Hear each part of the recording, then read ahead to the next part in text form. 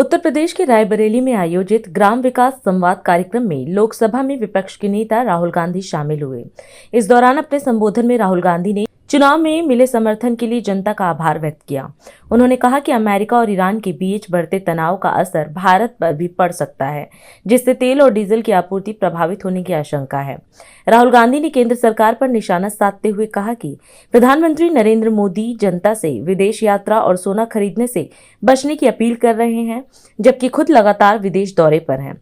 कांग्रेस नेता ने दावा किया कि देश के सामने एक बड़ा आर्थिक संकट आने वाला है, जिसका असर आम जनता, युवाओं, मजदूरों और छोटे व्यापारियों पर पड़ेगा। उन्होंने कहा कि आने वाला समय देश के लिए बेहद चुनौतीपूर्ण हो सकता है। आपने बारात घर की मांग की थी, तो हमने वो मांग पूरी कर दी।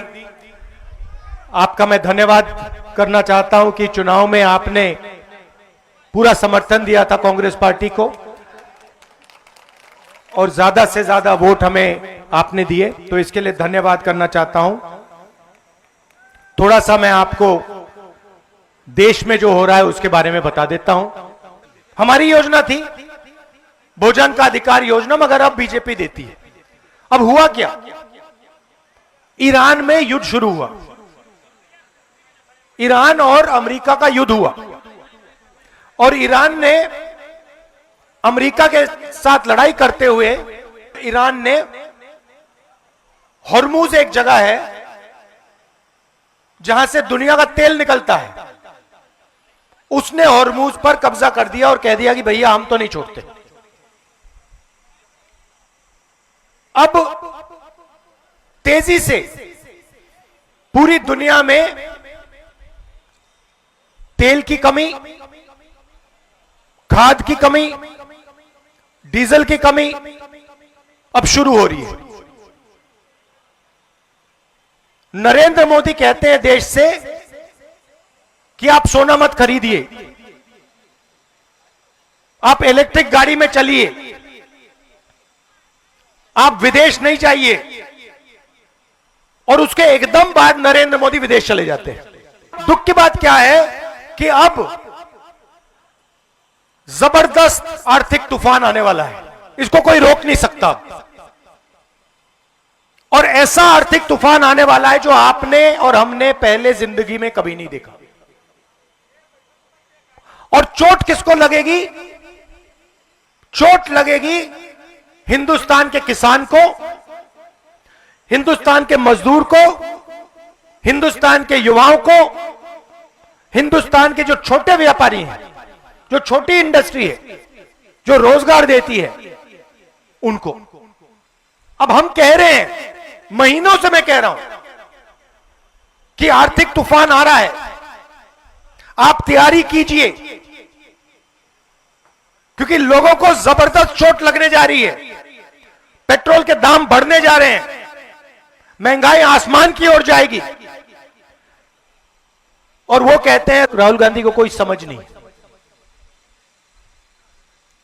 और हम उनसे आज भी कह रहे हैं कि आप एक्शन लीजिए, जनता की रक्षा कीजिए, किसानों की रक्षा कीजिए, उनको कुछ लेना देना नहीं। और मैं आपको बता रहा हूं, ऐसा तूफान आ रहा है कि आज तक हिंदुस्तान ने देखा नहीं। और हम हर रोज नरेंद्र मोदी से कह रहे हैं